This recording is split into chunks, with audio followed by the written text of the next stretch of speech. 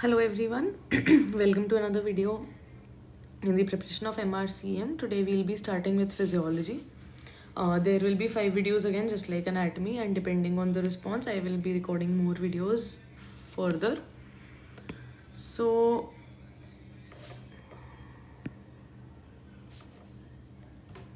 yeah.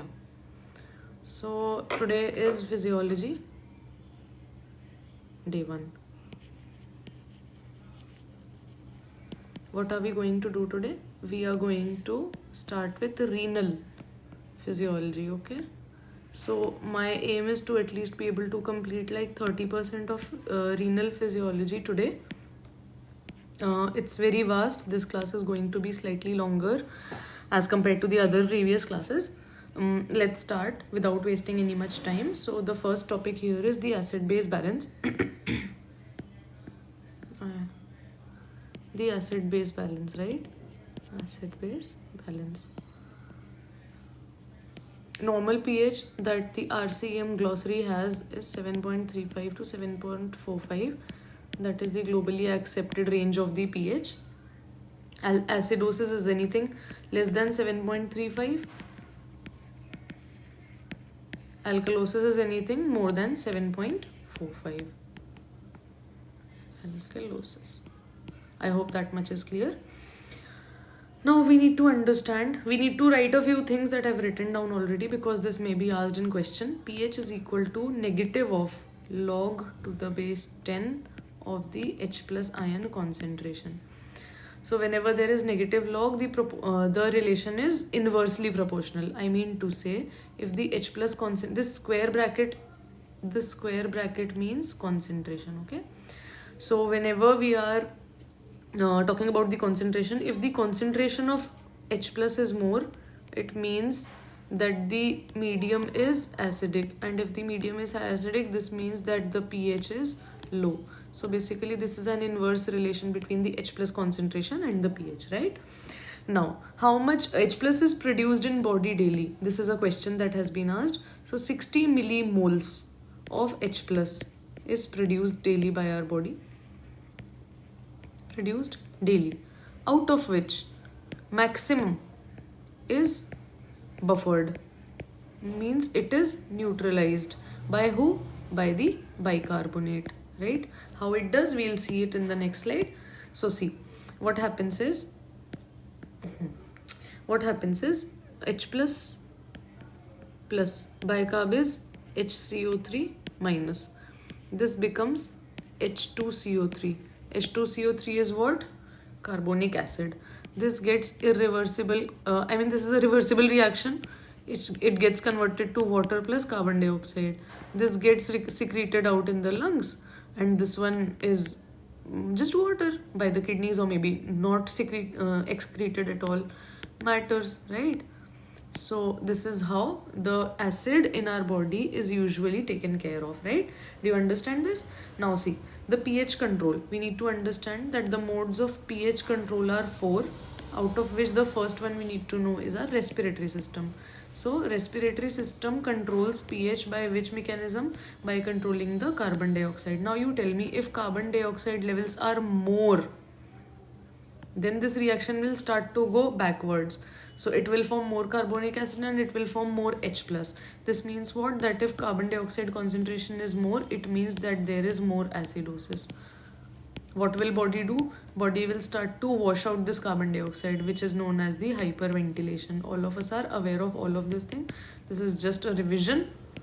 Now, if carbon dioxide levels are less, this happens rarely in a very typical situations. What will happen? If carbon dioxide level is less, what do you think what is going to happen? This reaction is going to be pushed forward. So the H plus levels will go down, down, down. So what happens here is there is decrease in H plus, or what do we call it as? Alkalosis. So whenever there is going to be alkalosis, what is going to happen? Hypoventilation will be happening. I hope everything makes sense by now. Now, let's talk about the second one, that is metabolic. So metabolic control is by buffers. Buffers I will take in another slide maybe. So we'll look about it. Then renal control is also there. Renal control is by 2 mechanisms.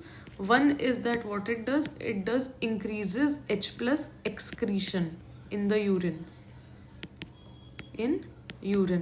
And second, what it does, it increases bicarb production.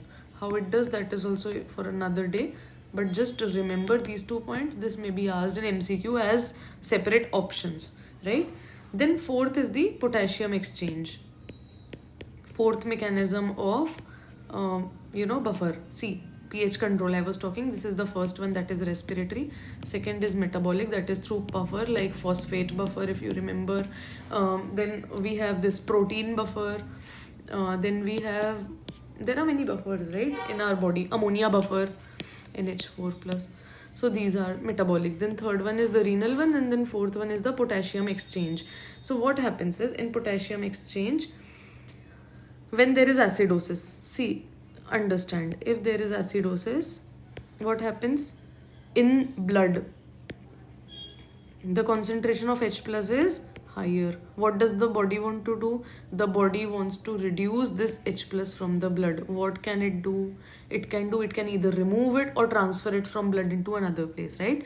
Removal is done by the kidneys. Just a second. Yeah. So removal is done by the kidneys, but if we want to shift it, like transcellular shift that we talk about, this is done by cell membrane. H plus K plus exchanger. This is known as H plus K plus exchanger. What is it going to do? It is going to take H plus inside, and in exchange there is going to be potassium outside. That means, please understand, this is important. That means that inside the cell, H plus is coming from the blood, because in blood H plus is too much. I hope you understand that. And in exchange, what is going outside? Potassium is going outside. Do you understand that this potassium is extra from what we already have in our body? This is going to cause hyperkalemia. Please remember this. I'm going to ask this again today in another slide. So whenever there is acidosis, what is the most common electrolyte abnormality? That is hyperkalemia. Now do you understand that conversely in alkalosis there is going to be hypokalemia? Does that make sense to you? See, what happens is that whenever there is H plus low in the blood, it brings from the cells. So cells will give out what? H plus. In exchange, what is it going to take? Potassium. So the serum potassium levels will begin to reduce, and finally it is going to lead to hypokalemia. Does that make sense? Now let's talk about the next one. Henderson-Hasselbalch. Yes, this is important. We need to know about this question. Okay. So we were on Henderson-Hasselbalch equation. We'll just get back to it again. I had a small disturbance, no problem. Anyways, so Henderson-Hasselbalch equation. Actually, I was recording, but I didn't know that it actually stopped. So I already have the notes here. See, but sadly, no problem. So let's talk about Henderson-Hasselbalch reaction equation. What does it tell you about? It tells you about, just a second. It tells you about the value of pH. So pH here is equal to pK plus log of A upon HA. Now what is A and what is HA? First of all, it's in square brackets, which means concentration of. Consider an acid like HCl maybe. And then I'll take a template like HA. So HCl will break into H plus Cl minus. Same way HA will break into H plus A minus. H is H, A is Cl. Did you understand? In case of bicarbonate, H2CO3. This is a weak acid. This breaks into what? H plus HCO3 minus. So H is H, A is this. Did you understand here? What is what? So whenever I talk about bicarb, what is it going to be? It is going to be pH is equal to pK plus log of H2CO3 upon HCO3 minus. Did you understand what I... No. HCO3 upon H2CO3. Did you understand this? Did you understand what is A, what is HA? A is what? This is A. This is A. This is, sorry, this is HA, because it is having an H, no? When you remove that H, it becomes A. So this is A. Did you understand? Yeah. Now see. Next, what I was going to tell you. Acidosis and alkalosis. I was actually preparing a list of acidosis versus alkalosis, but sadly couldn't record that. So let's do that again. Acidosis, alkalosis. Whenever there is acidosis, the patient is going to have low BP or maybe non-recordable BP. So hypotension is one of the features of acidosis. Then what else is it? H plus is more, right? Did I tell you that in acidosis there is hyperkalemia? So this is going to give more potassium. So this is hyperkalemia. What else apart from this? There is going to be arrhythmia because of the potassium, obviously. What else is there? If it is a metabolic acidosis, then what is going to do? What is the type of breathing that we find? We find hypoventilation. Hypoventilation. And if it is respiratory, then we find Kussmaul breathing. Kussmaul breathing. Patient will be lethargy, confused, comatose, coma, confusion. All of this is going to be in case of, okay, another thing, nausea and vomiting. And abdominal pain. If you remember in DKA, diabetic ketoacidosis, these are the three things that actually gives us clue towards diagnosis of DKA: nausea, vomiting, and abdominal pain. Mostly DKA patients present with nausea, vomiting, and abdominal pain, if you know. All of these things are same for alkalosis also. Apart from that, there is no hypotension, and alkalosis might be there, but not necessarily. There is tachycardia. Oops. Tachycardia. What else? Since H plus is low, there is going to be hypokalemia. And since I just explained like 5 minutes ago, if there is hypokalemia, there is again going to be risk of arrhythmia. Does that make sense? If it is a metabolic alkalosis, what is going to be there? Hyperventilation. Hyperventilation. And if it is respiratory, then the patient will start to hypoventilate. Did you understand? See, if it is acidosis, if it is respiratory acidosis, it means that because of the lungs, the CO2 retention is there. So what will the lungs try to do? It will try to throw out. So it will go into Kussmaul breathing. This is what I'm talking about right now. So Kussmaul breathing is deep breathing, deep fast breathing. That is known as Kussmaul. So what does it do? It removes out carbon dioxide fastly.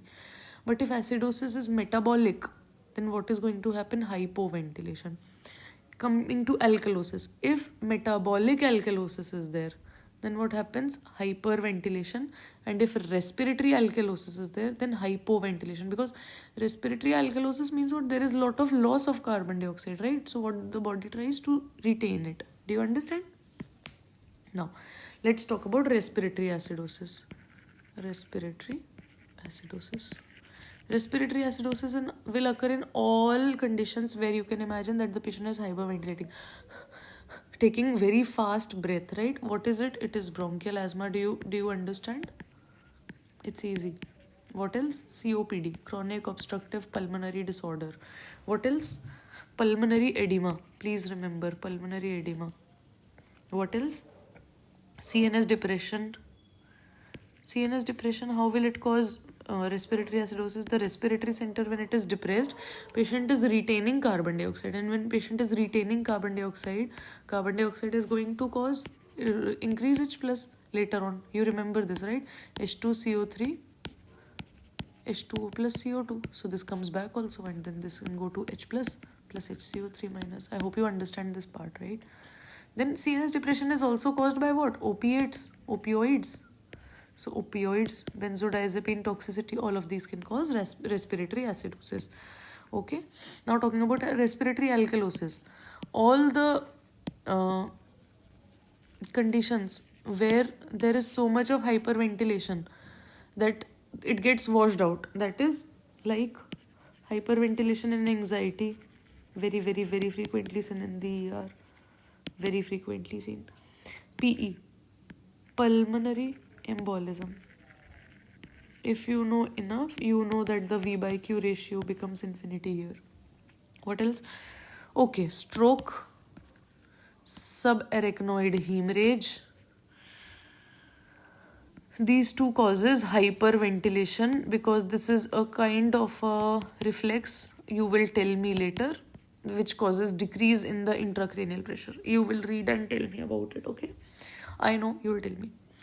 Then pregnancy, a high altitude. Okay, these are the points where you can find respiratory alkalosis. This is the list which may be asked in exam actually. The list is endless, but still. Let's talk about metabolic acidosis. Metabolic acidosis, you need to remember, metabolic acidosis can be of two types. High anion gap, HUGMA. Normal anion gap, NUGMA. Okay, so HUGMA is mud pilers. MUDPILERS.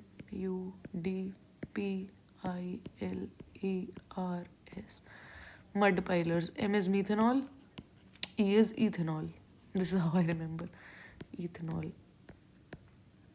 U is urea. So when is urea increasing? In case of CKD.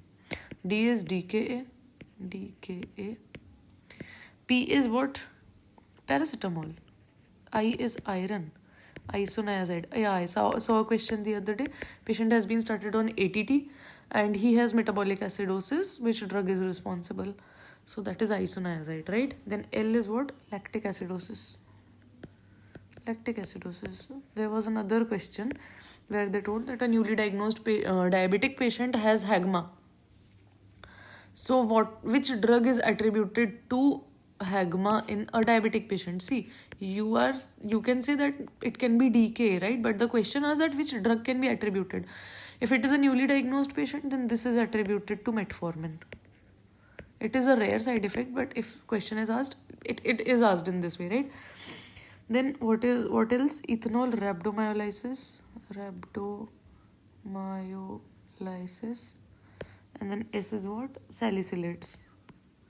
So there was this question asked in the question bank of this FRCM tutor, that salicylates cause what? Metabolic acidosis or alkalosis? So remember that in the early stage it is causing metabolic acidosis, which I've written here, but later it causes mixed acidosis picture. Mixed acidosis or maybe towards alkalosis.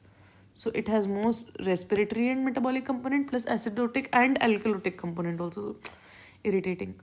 NUGMA. NUGMA is normal anion gap metabolic acidosis. It is seen in renal tubular acidosis 1, 2, 4, diarrhea. What else is there? Spironolactone. Spironolactone. Lactone causes this. What else? Acetazolamide. Acetazolamide. So this is all. Then let's talk about the next topic. What is it?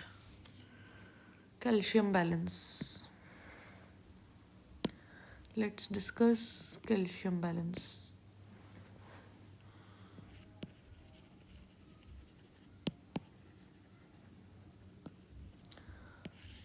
Calcium balance is what? Calcium balance is C99% is what? Hydroxyapatite. Spelling.